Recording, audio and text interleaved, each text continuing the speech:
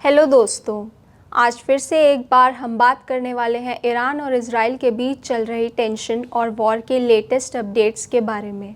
ये वॉर अब चौथी वीक में एंटर कर गई है और सिचुएशन काफ़ी टेंस है। कॉन्फ्लिक्ट की शुरुआत हुई ईरानियन मिलिट्री साइट्स और इंफ्रास्ट्रक्चर पर कोऑर्डिनेटेड स्ट्राइक्स के साथ। तेहरान ने भी इमीडिएटली रिटेलिएट किया और सिचुएशन और कॉम्प्लिकेटेड बना दी। एक मेजर अपडेट ये है कि इस्लामिक रेवोल्यूशनरी गार्ड कॉर्प्स के स्पोक्सपर्सन अली मोहम्मद नैनी सिर्फ कुछ आवर्स पहले वेस्टर्न फोर्सेस के खिलाफ वार्निंग देने के बाद एयर स्ट्राइक्स में मारे गए। ईरान ने मिसाइल और ड्रोन अटैक स्टार्ट कर दिए हैं इजराइल और गल्फ स्टेट्स इंक्लूडिंग यूएई पर। स्ट्रेट ऑफ हॉर्मुज अब बंद है, जिससे ग्लोबल ऑयल शिपमेंट्स और डिस्टरप्ट हो रहे हैं और एनर्जी के प्राइसेस आसमान छू रहे हैं। इतना ही नहीं, वॉर का टेंशन अब और बढ़ गया है क्योंकि यूएस और एलाइड फोर्सेस ने एक्स्ट्रा शिप्स और मरीन्स मिडिल ईस्ट में डिप्लॉय कर दिए हैं। एनर्जी फैसिलिटीज़ पर अटैक्स सप्लाई चेन्स को अफेक्ट कर रहे हैं और ह्यूमैनिटेरियन कंसर्न्स भी बढ़ रहे हैं। राउटर्स की एक रिपोर्ट के हिसाब से प्रेसिडेंट डोनाल्ड ट्रंप ने नेटो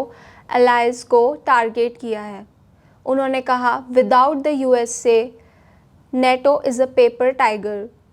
ट्रंप ने कहा, एलाइज सिर्फ कंप्लेन कर रहे हैं हाई ऑयल प्राइसेस के लिए, लेकिन स्ट्रेट ऑफ हॉर्मुज को ओपन करने में हेल्प नहीं कर रहे हैं। इकोनॉमिक टाइम्स की एक रिपोर्ट के मुताबिक ये वॉर ग्लोबल ऑयल मार्केट्स के लिए अब तक का बिगेस्ट डिस्ट्रप्शन क्रिएट कर रहा है। इंटरनेशनल एनर्जी एजेंसी कहती है कि गल्फ से ऑयल और गैस फ्लो 6 मंथ तक हॉल्ट हो सकते हैं।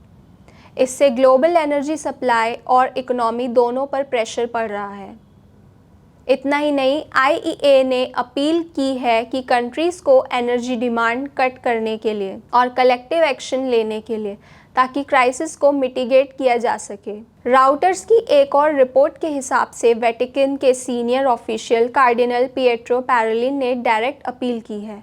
उन्होंने कहा, वॉर को जल्द से जल्द ख़त्म किया जाए। उन्होंने दोनों इजराइल और ईरानियन लीडर्स को डायलॉग और डिप्लोमेसी फॉलो करने के लिए कहा और फोकस किया सिविलियंस की सेफ्टी और ह्यूमैनिटेरियन कंसर्न सबसे ज़्यादा इम्पॉर्टेंट हैं। एपी न्यूज़ की रिपोर्ट के अकॉर्डिंग यूरोपियन यूनियन लीडर्स ने ब्रसल्स समिट में कहा, स्ट्रेट ऑफ हॉर्मुज को रीओपन किया जाए। एनर्जी और वाटर इंफ्रास्ट्रक्चर पर अटैक्स रोकने की बात भी की गई।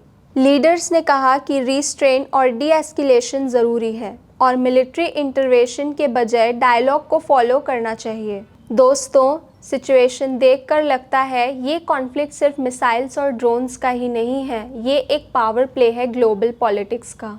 ईरान और इजराइल के बीच जो टेंशन है उसका डायरेक्ट इम्पैक्ट एनर्जी प्राइसेस और इंटरनेशनल ट्रेड पर पड़ रहा है, लेकिन इनडायरेक्टली कंट्रीज़ की डिप्लोमेटिक पोजीशनिंग और अलायंसेस भी टेस्ट हो रहे हैं। देखो, स्ट्रेट ऑफ हॉर्मुज का कंट्रोल कौन करेगा?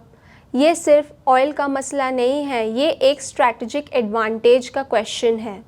जो भी कंट्री यहाँ स्मार्टली मूव करेगी उसका इन्फ्लुएंस फ्यूचर में सबसे स्ट्रॉन्ग हो सकता है। साथ ही कंट्रीज़ अब ऑल्टरनेटिव फ्यूल्स और रिन्यूएबल्स पे ज़्यादा फोकस कर सकती हैं क्योंकि डिपेंडेंस गल्फ ऑयल पे रिस्की हो गया है। मतलब ये सिर्फ शॉर्ट टर्म कॉन्फ्लिक्ट नहीं है, ये conflict globally ripple effect create कर रहा है जो इकोनॉमीज़ और पॉलिटिक्स दोनों को रीशेप कर सकता है।